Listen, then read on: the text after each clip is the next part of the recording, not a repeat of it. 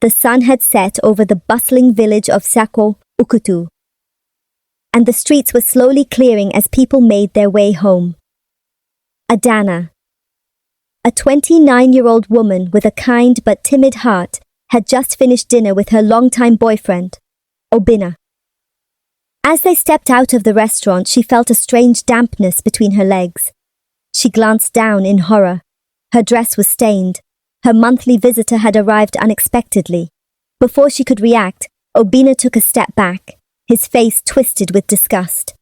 "Why must you always be so dirty?" he sneered loudly. Heads turned. People stared. Some whispered. Humiliated, Adana fought back tears and ran into the restroom, her heart pounding.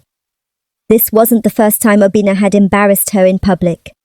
At his friend's birthday party, he had called her a hungry goat just because she finished her meal.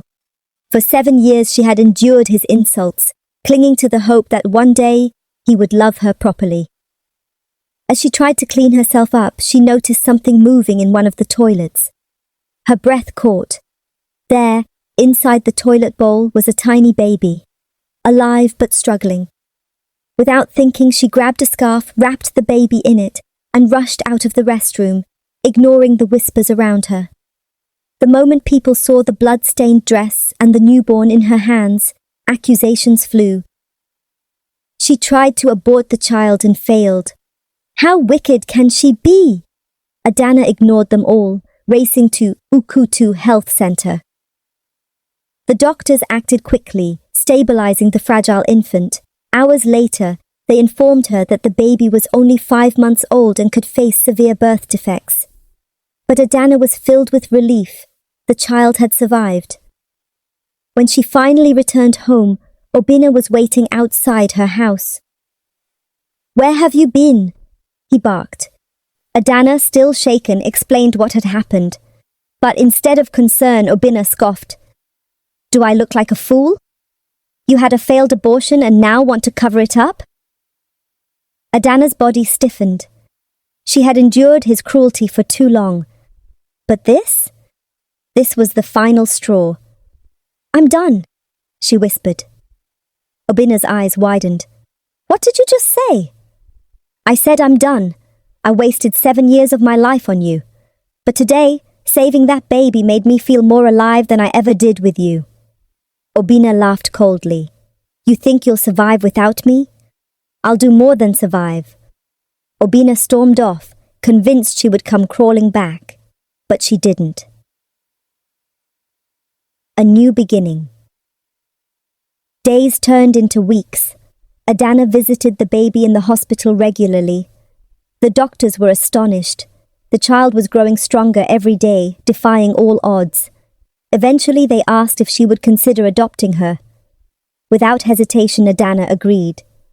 She named her Chinara. God receives. Her mother, Mama Ifeoma, was furious. A single woman adopting a child. No man will marry you now. But Adana was undeterred. One day she met a man named Dyke, who seemed interested in her. Hoping for honesty, she told him about Chinara.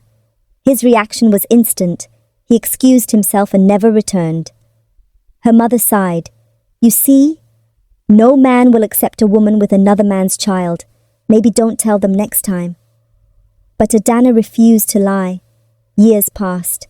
Chinara was now 7, and Adana had faced countless rejections. But she had no regrets. Her daughter was her world.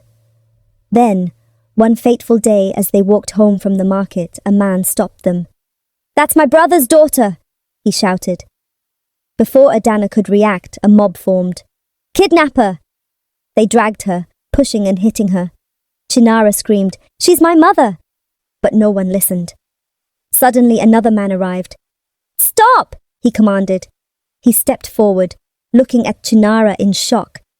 She was the exact replica of his daughter, sitting in his car.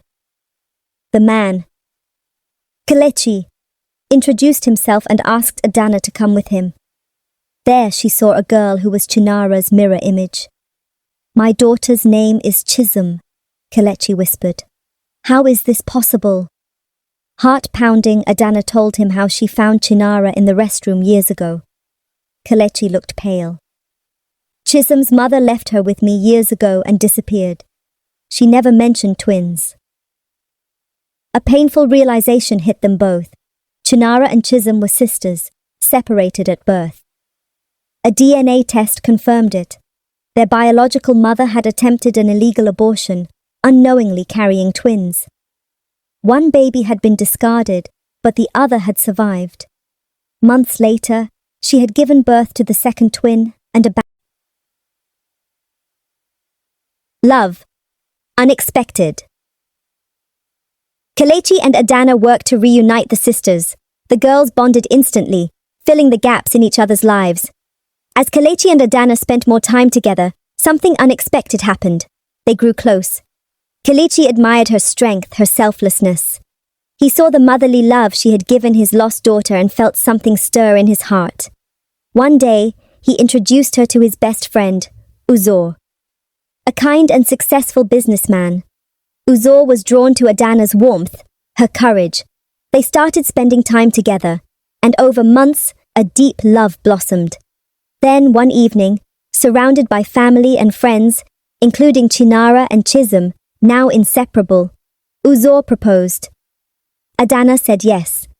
At the engagement party, she spotted a familiar face in the crowd, Obinna. He was staring, shocked. Before she could react, Uzor walked over. Adana, have you met my assistant Obinna? Obinna's face turned pale. He realized, in horror, that the woman he had belittled for years was now engaged to his boss. Adana looked at him calmly. Nice to see you again, she said, her voice steady. Obinna, unable to handle the humiliation, mumbled an excuse and left. Adana watched him go, feeling nothing but peace. She was free. A life transformed. As she stood beside Uzor, holding the hands of Chinara and Chisholm, she knew her journey had come full circle. What started as heartbreak had led her to purpose, love, and an unexpected family. Sometimes, life's greatest blessings come from the most painful moments.